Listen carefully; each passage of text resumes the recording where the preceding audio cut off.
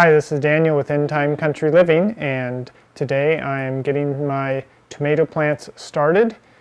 So one of the first things that I did this morning is go through my seed collection and decide which tomato varieties I'm going to plant and grow this year. So the ones I chose for this year is Dester Amish, and these I collected several years ago, and I really like that tomato. It's probably about an 85-day indeterminate variety, small red. It's kind of a medium-sized red tomato. They can get fairly good size. And the other one is a yellow tomato that turned out that I grew last year. That was very well, worked out really well, and I really like the flavor of. So I'm going to try this one. This is a Dr. Weitsch's 87-day indeterminate variety, and they get quite large. Let's see here. What does it say anything about? Yeah, up to 28 ounces they're supposed to get. Another one that's been very successful here is the Brandywines. This is a red Brandywine, and I really like this one. It's 100 days, but it still seems to do quite well. Another one that's I collected from last year, which I'm not quite sure the variety of, but it turned out that there's such nice tomatoes. So I just kind of collected the seed and, wrote nice red tomato. Not sure, I'll have to give it a name at some point to figure out what I want to call the thing if it turns out to be good this year as well. And then another one that turned out to be really well is this Moscovich variety, or Moskvich. It's a Russian one, 60-day heirloom variety, indeterminate, I believe it is. Yeah. Well, it says semi-determinate. That's interesting. Didn't read that before. But it's fairly good flavor and early maturing, so that'll be more my early maturing variety. And they're fairly small, so it gives me a little bit, some big ones and some small ones, just to give a little bit of variety there, and ones that'll get ripe a little faster. So this year I am planting my tomatoes in a 6-pack flat here, and that's worked really well for all my other vegetable seeds. And I want to get them basically started in the house right by the wood stove to get them to germinate quickly and to have good germination rate on them. And then the ones that do really well, I will transplant those into gallon pots and put those in my greenhouse. So what I'm using for soil mixture this year, as I've mentioned before, is the area where I've done compost piles out near my garden. I went out there with a shovel and my 1/8 of an inch screen and just scooped up shovelfuls and screened it into my wheelbarrow and then bagged it. So now I have bags full of material that I can use for starting seeds in, and it's a fairly fine material.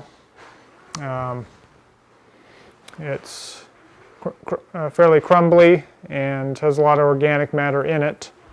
Makes it really well for holding moisture, drains well, so it has a good balance of the two.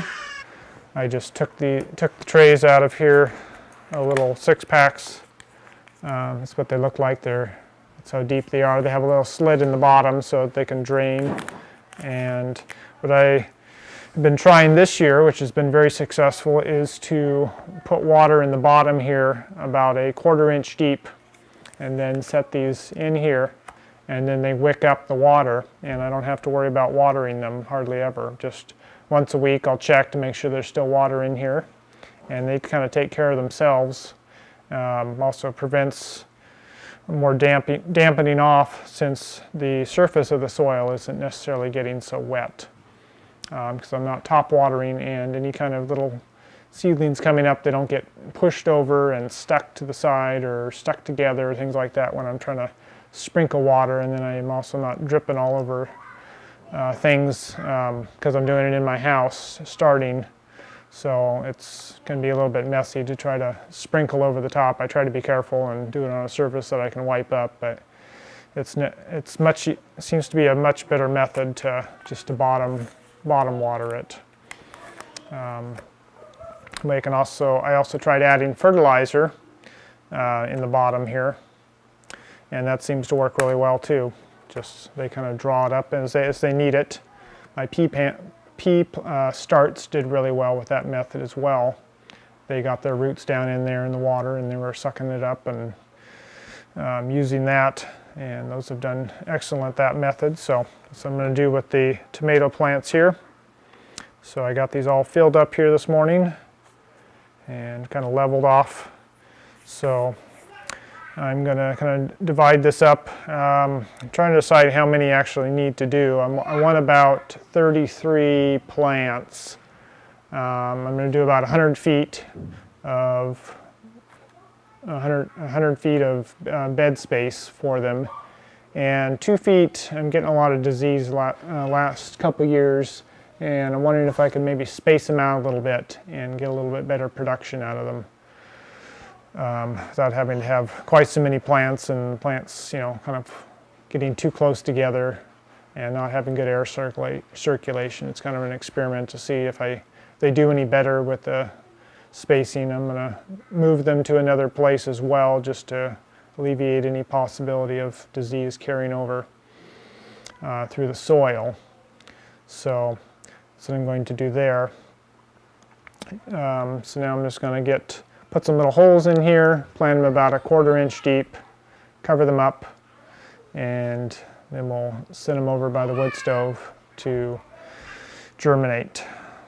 So as far as labeling goes, I like to use the popsicle sticks, and these are nice because they're easy to write on and they're easy to poke into the sides here and keep track of what's where.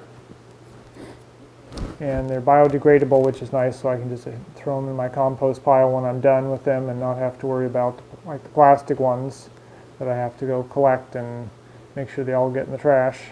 And I like to also use these Sharpie pens. This is the new extreme one that they came out with. It's a little lower cost than the industrial, which would be another good choice. They're both UV resistant, so they don't fade quite as quickly. The industrial ones are designed to be high heat. I can't remember how high of temperature they'll go, like 500 degrees or something like that, and that's not an issue. Outside it's not going to be a heat issue that makes them fade. It's just going to be the sun's UV rays deteriorating the ink. So I think the extreme ones would be a good economical choice. So I want to end up with 6 plants per variety.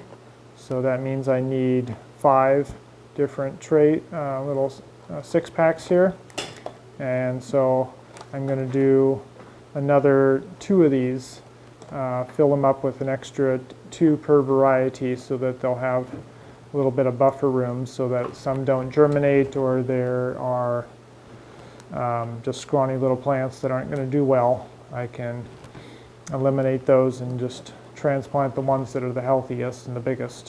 So I'm going to get these labeled and in the different 6-packs so that when I go to plant them, I know exactly what I want to plant where, and when I get done, there's no confusion about what I planted where. It'll be nice and clear, so that's a tip you could use.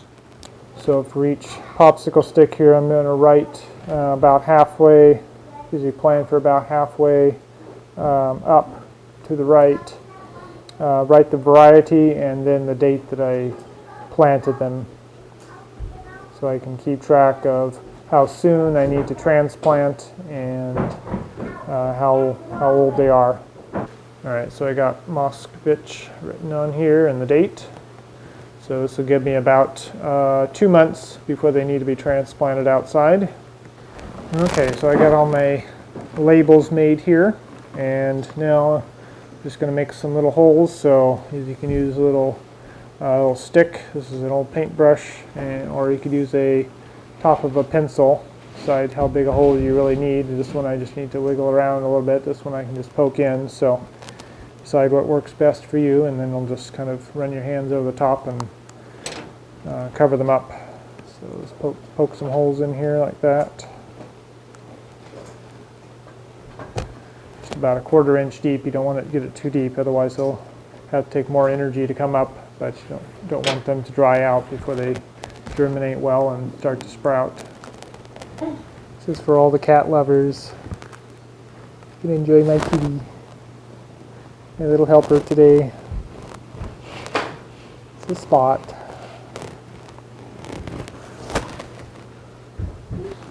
Okay, so I get my little bag here. Don't have too many of these left, but these are the Dr. Weitsch's yellow ones. Victory Seed always puts theirs in a little plastic bag here, which is nice. So they're great for when you're collecting seeds to be able to have something to put them into. Usually put them into my hand, and then I can easily sort through them, pick out the nice ones, and drop them into the holes here. This be the fastest way. Tried shaking them out, but I find just grabbing them, I can grab them much faster than I can shake them out. Just like that, just going to push them around real quick and get them nicely covered up. Alright, I'm just going to set the tray up here next to my wood stove and wait for it to germinate. Then I'll move it to the window area so it can get some sunlight before I move it outside. Okay, thanks for watching. Be sure to share these videos with your friends and like my Facebook page and subscribe to my YouTube channel. And give me a thumbs up if you like this video. That helps other people to find it. Alright, see you on the next one. Bye-bye.